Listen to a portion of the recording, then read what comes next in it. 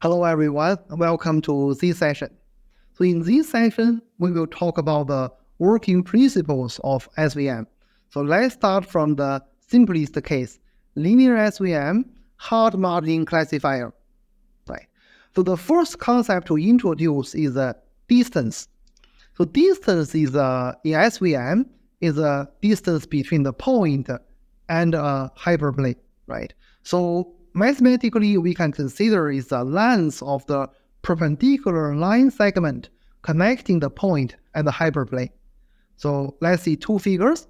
A point xi is here. If it's two-dimensional, hyperplane is a line because the distance is here, right? And three-dimensional, we can see that this is h2 is a plane, x is here, distance is here, right? So if xi lies on the hyperplane, distance is 0. So if xi lies outside the hyperplane, so we can calculate it by the distance formula. So what is the formula? We can see is here. So this is optional. So we can see the xi is a point, the hyperplane is a w transpose multiply x plus b equals to 0, right? Xi the hyperplane, distance like this. So we can see we want to get the maximum between 0 and this value, because distance we need it to be a positive value.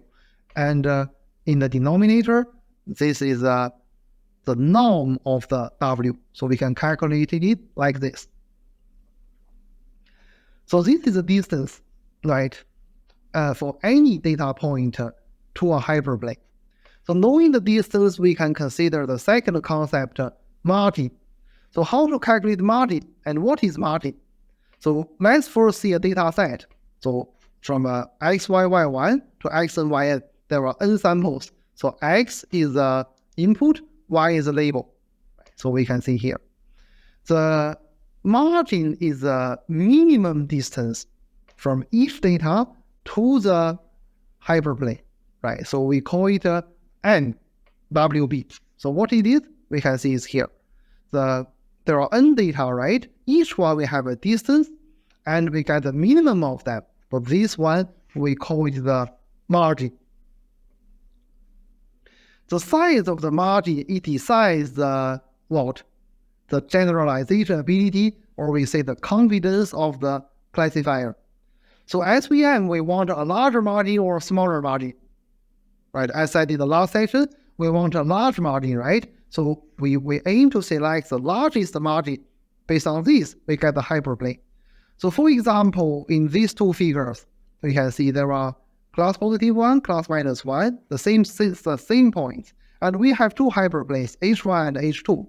So h1 clearly it have a larger margin than h2. So this will be selected by the SVM, right?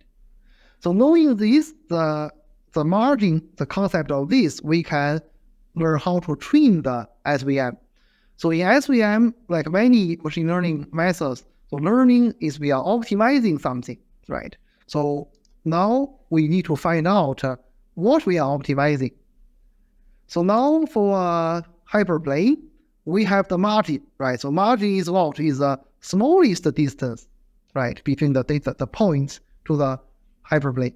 So we want it to the largest margin. So what we do is to do what? Is we want to maximize the margin, right? So margin is a function of the variable w and b. So the decision variables are w and b, and we want to maximize this function. But there is a constraint. The constraint is what? Because it's hard margin, so all the data points must be correctly classified. So to solve this optimization problem, so mathematically, we can put it like this. So we want to minimize, note that this is minimize, so this objective function. So this is null of w. So this is saying, the constraint is saying, the points should be correctly classified. So from this one, you may have some questions, right? So first of all, why we need to minimize this function? This is equivalent to maximize the margin. This is the first question. And also this is saying the points should be classified correctly. So why only the positive one class is considered? where is the negative one class, and also why this is 1 instead of 5, 10.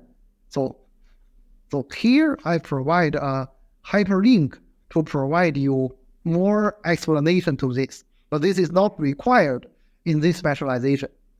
So seeing this, now we have already obtained the optimization problem, so the learning has been translated to an optimization problem. Then we need to solve it to get the optimal value of the W and B, right? So by the conventional mathematical optimization theory, so this problem it can be solved easily. So later I will show more details in the coming sessions. So considering the linear SVM hard margin classifier, so now I provide you an example. That is a iris flower classification. We have seen this example for quite a few times, right? So this is our feature, the feature vector. We have 4 elements, and the label we have 3 kinds of flowers. There are 150 training data, and here I show the table. Now, if we want to use a linear SVM, the hard margin classifier, we need to make that the data set to be linearly separable. So we choose only 2 features here and here, and we only choose 2 categories of flowers. We can see these are the 2 kinds of flowers here. So using the linear SVM hard margin, this is the result, and we can see this is data 1, data 2, classified. This is a hyperplane. This is the margin boundaries. Support vectors are here, so we can see that, right? So you can try yourself all of this in the live script. So thank you for listening. Bye bye.